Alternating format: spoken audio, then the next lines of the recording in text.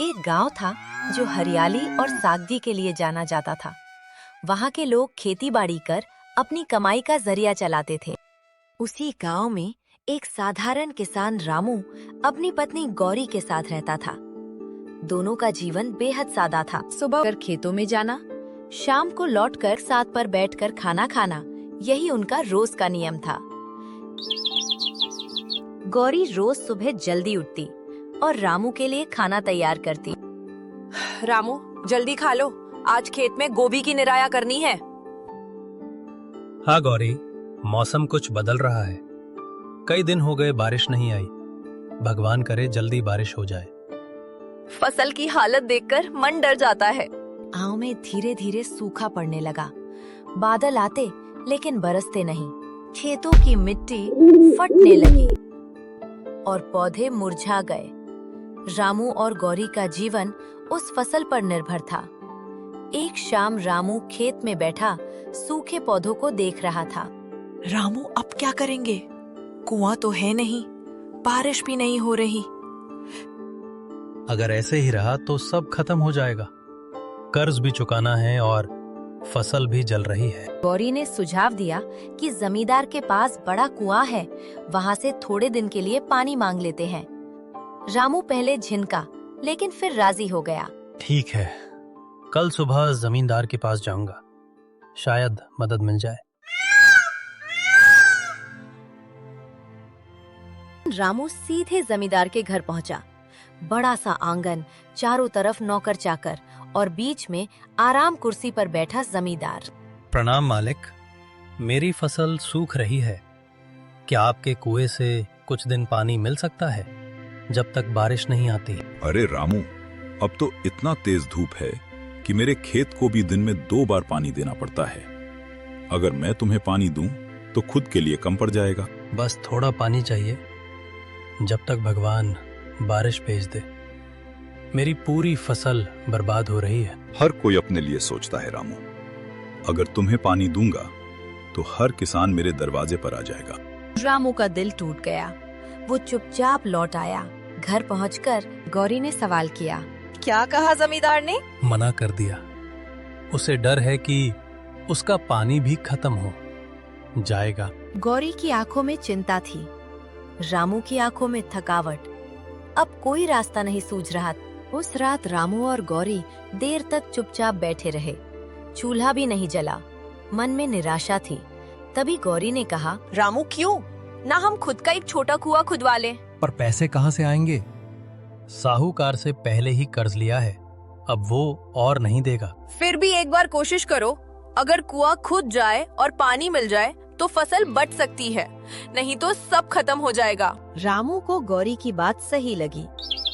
अगली सुबह वो साहूकार के पास गया, हाथ जोड़कर बोला, मालिक, बस थोड़े पैसे और दे दीजिए, मैं कुआं खुदवाना चाहता हूँ। साहूकार ने घूरते हुए कहा, रामू, ये आखिरी मौका है। अगर अब भी पैसा नहीं लौटा है तो जमीन गिरवी रखनी पड़ेगी। रामू ने हामी भर दी। पैसे लेकर वो घर लौटा। गांव के कुछ मजदूरों को बुलाया और कुएं की खुदाई शुरू की। कई दिन की मेहनत के बाद एक सुबह कुएं से पानी फूट पड़ा। रामू, देखो, पानी आ गया, भगवान की कृपा है। गौरी, हमारी मेहनत रंग लाई। दोनों की आंखों में उम्मीद लौट आई थी। कुएं में पानी देखकर रामू और गौरी की खुशी का ठिकाना नहीं रहा। लेकिन दोपहर तक अजीब बात हुई। कुएं से पानी कम होने लगा। गौरी, लगता है पानी खत्म हो रहा है। गौरी ने बाल्टी डाली, लेकिन खाली निकली। रामू, पानी नहीं आ रहा। ये कैसे हो गया? अभी तो कल ही पानी आया था। लगता है कोई देवी प्रकोप है। बिना कारण पानी कैसे गायब हो सकता है? हमें किसी ज्ञानी से बात करनी चाहिए। चलो गांव के पंडित जी के पास चलते हैं। गौरी ने हामी भरी और दोनों उसी दिन पंडित जी के मंदिर पहुँचे। पंडित जी शांति से ध्यान कर रहे थे। रामू ने उन्हें प्रणाम किया और सारा हाल सुनाया। पंडित जी ने आंखें खोली और गंभीर स्वर में बोले, रामू, ये सिर्फ इस जन्म की समस्या नहीं है, ये तुम्हारे पिछले जन्म का फल है।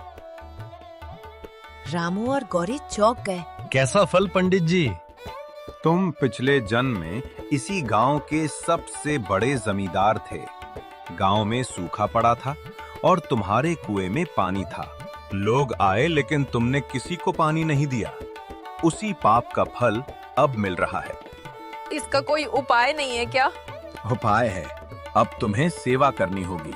अपने कुएं का पानी गांव के जरूरतमंदों को दो, तभी दोष कटेगा और जीवन में सुख आएगा। पंडित जी, अब एक बूंद भी किसी को नहीं रोकूंगा। हम दोनों मिलकर सबकी सेवा करेंगे। रामू और गौरी ने जैसे ही कुएं का पानी गांव के लोगों के लिए खोल दिया, लोगों का आना जाना शुरू हो गया।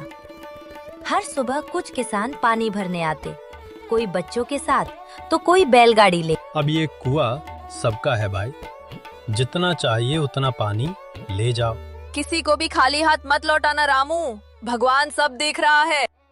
गांव वाले खुश थे कि सूखे में उन्हें एक सहारा मिला है। कई किसानों की फसलें फिर से मुरझाने लगी। रामू भैया, हमने आपके कुएं से पानी डाला पर फसल तो सूख रही है। मेरे खेत की मिट्टी सख्त हो गई है, पानी डालो तो भी नीचे नहीं जा रहा। गौरी चिंतित होकर बोली, रामू, ये क्या हो रहा है? क्या हमारा पानी अब असर नहीं कर रहा? रामू ने भी अपने खेतों को देखा।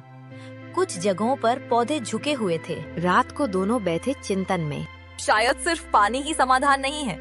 सही कह रही हो, हमें कोई दूसरा रास्ता ढूंढना होगा। शायद खेत की देख रेख में कुछ कमी है या मिट्टी ही खराब हो गई है। अगली सुबह रामू गांव के वृद्ध किसान लखन चाचा के पास गया। चाचा, हम पानी दे रहे हैं सबको, पर फसल फिर भी नहीं बच रही। अब क्या करें? बेटा, अब खेती बदलने का समय आ गया है। सूखा बढ़ रहा है, मिट्टी की ताकत कम हो रही है। पुराने तरीके नहीं चलेंगे। रामू को अब एक नए रास्ते की तलाश थी। पानी बांटना अच्छी बात थी, पर गांव को सच में बचाना है तो कुछ बड़ा करना होगा। गांव में अब पानी तो सबको मिल रहा था, लेकिन फसलें ठीक नहीं हो रही। रामू और गौरी को ये बात अंदर ही अंदर खाई जा रही थी। रामू ने गांव के कुछ नौजवानों को बुलाया। हम सबको मिलकर कोई नया तरीका ढूंढना होगा। सिर्फ कुएं से पानी देने से कुछ नहीं होगा। रघु, एक पढ़ा लिखा नौजवान, बोला, रामू भैया, मैंने शहर में काम किया है। वहाँ लोग टपक सिंचाई, ड्रिप इरिगेशन करते हैं। उससे कम पानी में ज्यादा फसल होती है। ऐसा भी होता है? कैसे करते हैं ये? नलियों से पौधों की जड़ों तक धीरे धीरे पानी पहुंचाया जाता है। न पानी बर्बाद होता है, न जमीन सूखती है। पर ये महंगा तो होगा। हाँ दीदी, पर सरकार इसकी मदद देती है। हमें बस मिलकर आवेदन करना होगा। रामू ने तय किया, गांव में एक बैठक बुलाई जाएगी। अगले दिन गांव की चौपाल पर सब इकट्ठा हुए। भाइयों और बहनों, अब वक्त आ गया है कि हम अपनी खेती का तरीका बदलें। हम टपक सिंचाई अपनाएंगे। इससे कम पानी में ज्यादा फसल उगाई जा सकती है। कुछ बुजुर्गों ने विरोध किया। नई चीजें हमेशा अच्छी नहीं होती। तभी लखन चाचा बोले, जो चीज चल रही है वही करनी है, तो फिर ये सूखा हर साल झेलना होगा। हम रामू के साथ हैं। धीरे धीरे सब तैयार हो गए। रामू और गांव के लोग अब योजना बनाने लगे। जमीन नापी गई, पाइपें मंगाई गईं और सब ने मिलकर खुदाई शुरू की। ये सब मिलकर किए गए काम का नतीजा है। टपक से प्रणाली लगने के कुछ हफ्तों बाद गांव की जमीन में हरियाली लौटने लगी। पौधे फिर से लहलहाने लगे। रामू और गौरी सुबह खेत में जाते और गर्व से अपनी मेहनत को देखते। रामू, देखो, गोभी, बैंगन और मिर्च सब कैसे खिल गए हैं। ये सब मिलकर किए गए काम का नतीजा है। गांव वाले अब रामू को नेता की तरह मानने लगे थे। बच्चे भी उन्हें खेत में देखकर दौड़ते थे। रामू काका, अब हमें भूख नहीं लगती। माँ कहती है इस बार फसल अच्छी होगी और तुम सबको मिठाई भी मिलेगी इस बार। रघु ने बताया कि कुछ शहर के व्यापारी गांव में सब्जियां खरीदने आना चाहते हैं। रामू ने सबको समझाया कि ये मौका है गांव को आगे बढ़ाने का। अब हम सिर्फ खेती नहीं करेंगे, हम व्यापार भी करेंगे, जिससे हर घर में खुशहाली आएगी। नौ में एक छोटा भंडारण केंद्र बनाया गया जहां सब्जियां इकट्ठी होती हैं। व्यापारी आकर सीधे वहीं से माल ले जाते। एक दिन जमींदार भी आया। रामू, तुमने तो कमाल कर दिया। मैं भी अब अपने खेतों में ये नई तकनीक लगवाऊंगा। मालिक, अब हमें मिलकर गांव को आगे ले जाना है। अब गांव में कोई भूखा नहीं था। बच्चे स्कूल जा रहे थे और किसान गर्व से सर उठाकर चल रहे थे। अब गांव की कहानी दूर दूर तक फैली थी। ये कहानी सिर्फ खेती की नहीं, आत्मबल, सेवा और एकता की थी।